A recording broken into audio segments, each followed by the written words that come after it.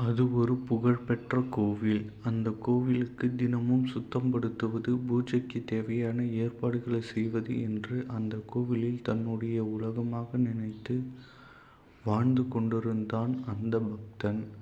தினமும் ஆயிரக்கணக்கான மக்கள் வந்து இறைவனை தரிசனம் செய்து வணங்கி இருப்பார்கள்.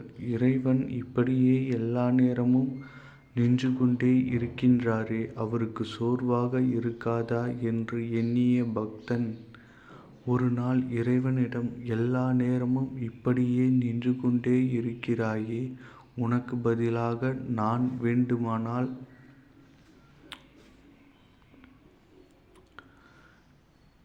நிற்கட்டுமா என்று இறைவனிடம் கேட்டார். அதற்கு இறைவனோ, நீ என்னைப் போல் அசையாமல் வருகின்ற பக்தர்களுக்கு புன்முறுவலுடன் ஆசி மட்டுமே வழங்க வேண்டும். உன்னிடம் யார் எதைப் பற்றி கேட்டாலும், எதைப் பற்றியும் சொன்னாலும் வாய் திறந்து பேசாமல் இருக்க வேண்டும். அதே போலவே உன் கண் முன்னே எது நடந்தாலும் கண்டுகொள்ளாமல் இருக்க வேண்டும். இதற்கு சரியென்று ஒப்புக்கொண்டால் இன்று நீ என்னைப் போல் நிற்கலாம் என்று சொல்ல, பக்தனுக்கும் உடனே சரி என்று தலையாட்டினான். மறுநாள் விடிந்ததும் பக்தன் கடவுளாகவும் கடவுள் பக்தனாகவும் அவரவர்களின் கடமையை செய்ய தயாரானார்கள். முதலில் ஒரு மிகப்பெரிய செல்வந்தன் வந்தான். தன் வியாபாரம் சிறப்பாக இருக்க வேண்டும் என்று இறைவனிடம் பிரார்த்தனை செய்துவிட்டு ஒரு மிகப்பெரிய தொகையை உண்டிலில் காணிக்கையாக போட்டான்.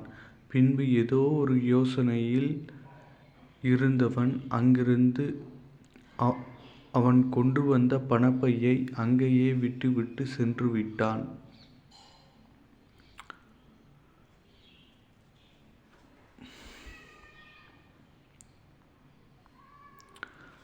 அடுத்ததாக ஒரு ஏழை விவசாயி வந்தான். தன் வறுமையும் குடும்பத்திற்கே உணவு இல்லாமல் தவித்து வந்த அவன் தன்னால் இறைவனிடம் வேண்டுவதற்காக வந்தான்.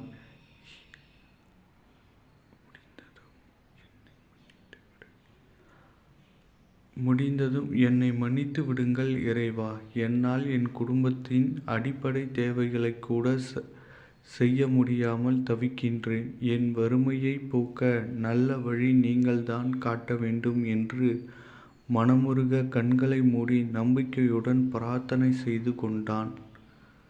சில வினாடிகள் கழித்து கண்ணை திறந்தவன் எதிரே அந்த செல்வந்தன் தவறவிட்ட பணப்பை கண்ணில் பட்டது. உள்ளே பணத்துடன் தங்க காசுகளும் சில வைரங்களும் இருந்தன. தன் வறுமையை போக்க இறைவன் தந்த பரிசாக நினைத்து கொண்டு அப்பாவித்தனமாக அதை எடுத்துக்கொண்டு சென்று விட்டான். இறைவன் வேடத்தில் நின்று கொண்டிருந்தவன் அந்த பக்தன் எதுவும் சொல்லாமல் அதே புன்சிரிப்புடன் அமைதியாக நின்று கொண்டிருந்தான். சிறிது நேரம் கழித்து ஒரு கப்பல் வியாபாரி வந்தான். ஒரு நீண்ட தூர பயணமாக கப்பலில் அன்று அவன் செல்ல இருப்பதால் இறைவனை தரிசித்து அவர் ஆசி பெற வேண்டி வந்தான். இறைவனிடம் பிரார்த்தனை செய்தான். அதே நேரம் பார்த்து பணப்பையை தொலைத்த செல்வந்தன் காவலர்களுடன் திரும்ப கோவிலுக்கு வந்தான்.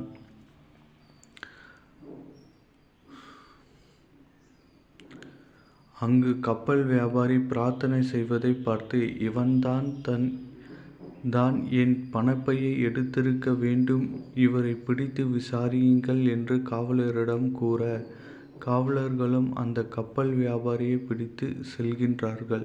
இதையெல்லாம் பார்த்து கொண்டே இருந்த பக்தன்,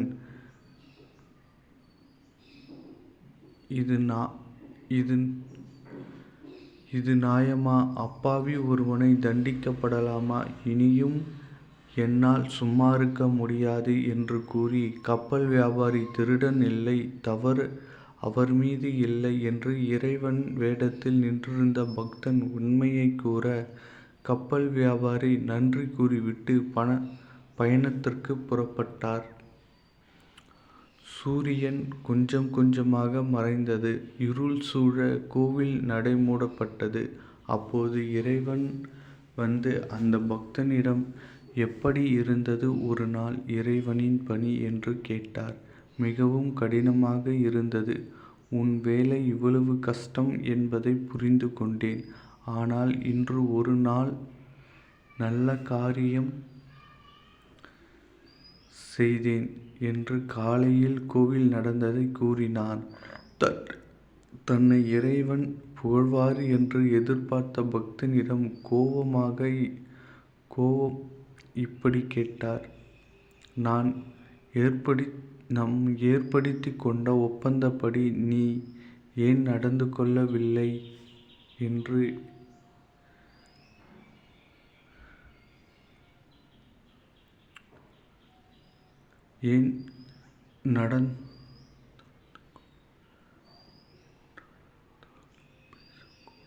என்ன நடந்தாலும் பேசக்கூடாது, அசையக்கூடாது என்று என் நிபந்தனையை நீ ஏன் மீறினாய்?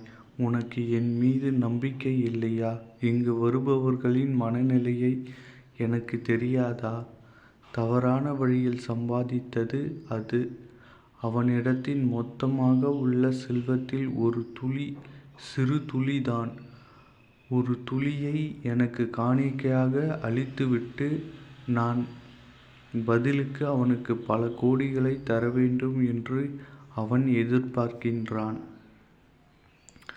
ஆனால் அந்த ஏழை கொடுத்ததோ அவனிடம் எஞ்சியிருந்த ஒரே ₹1 இருப்பினும் என் மீது முழு நம்பிக்கை வைத்து என்னை வணங்க வந்தான். அன்போடு அதை கொடுத்தேன். இந்த சமயத்தில் கப்பல் வியாபாரி தவறு எதுவும் இல்லை. இருந்தாலும் இன்று அவன் திட்டமிட்டபடி கப்பல்களில்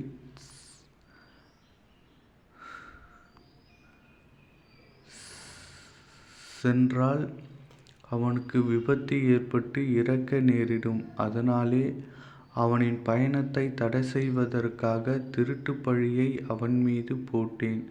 இப்போது திருட்டு பழியிலிருந்து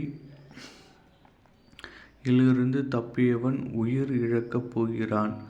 அந்த ஏழைக்கு அந்த பணப்பை சேர வேண்டியது காலத்தின் கட்டாயம்.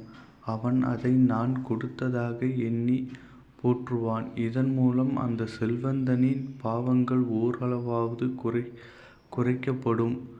அவன் பாவம் பலன்களின் துளியாவது குறையும். இப்படி ஒரே நேரத்தில் அனைவரையும் நான் காப்பாற்ற நினைத்தேன். ஆனால் நீயோ என் எண்ணங்கள் எல்லாம் உனக்கு தெரியும் என்று நினைத்தேன். உன் எண்ணங்களை செயல்படுத்தி அனைத்தையும் பாழ்படுத்தி விட்டாயே என்று கோபம் குறையாமல் இறைவன் கத்தினார். பக்தன் இறைவனின் கால்களில் விழுந்து,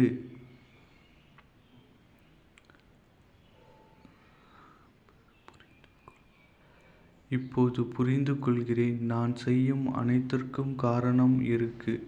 அது ஒவ்வொன்றும் மனிதர்களால் புரிந்து கொள்ள முடியாது. அவர்களின் நன்மை தீமை கணக்கிட்டு ஒவ்வொரு பொழுதும் கழிக்கின்றேன்.